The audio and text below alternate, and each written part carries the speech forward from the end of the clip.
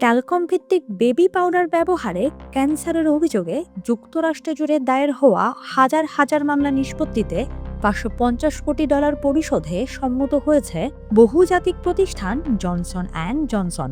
প্রতিষ্ঠানটির দাবি, এই সমঝোতার মাধ্যমে ট্যালক সংক্রান্ত প্রায় 99.75% আইনি জটিলতার সমাধান হবে।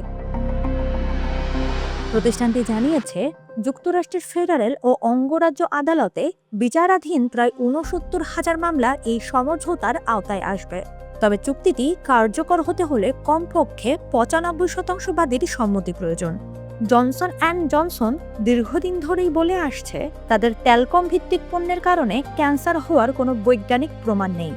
ট্যালক একটি প্রাকৃতিক খনিজ, যা দীর্ঘদিন ধরে বেবি পাউডার সহ বিভিন্ন প্রসাধনীতে ব্যবহৃত হয়ে আসছিল। তবে ক্যান্সারের সম্ভাব্য ঝুঁকি নিয়ে উদ্বেগ বাড়ার পর ২০২৪ সালে বিশ্ব স্বাস্থ্য সংস্থা ট্যালককে সম্ভবত মানুষের জন্য ক্যান্সার সৃষ্টিকারী উপাদান হিসেবে শ্রেণীভুক্ত করে। এর আগে ২০২০ সালে যুক্তরাষ্ট্র এবং ২০২৩ সালে বিশ্বব্যাপী ট্যালকম ভিত্তিক বেবি পাউডার বিক্রি বন্ধ করে দেয় জনসন অ্যান্ড জনসন। ট্যালক সংক্রান্ত আইনি লড়াই শুরু হয় ২০১৬ সালে। এরপর একের পর এক মামলা দায়ের হয় এবং বিভিন্ন মামলায় রায় আসে বাদী পক্ষের পক্ষে। প্রতিষ্ঠানটির মামলা বিষয়ক প্রধান কর্মকর্তা এরিক হাস বলেন, এই সমঝোতার মাধ্যমে দীর্ঘদিনের আইনি জটিলতার একটি অধ্যায়ের অবসান ঘটবে।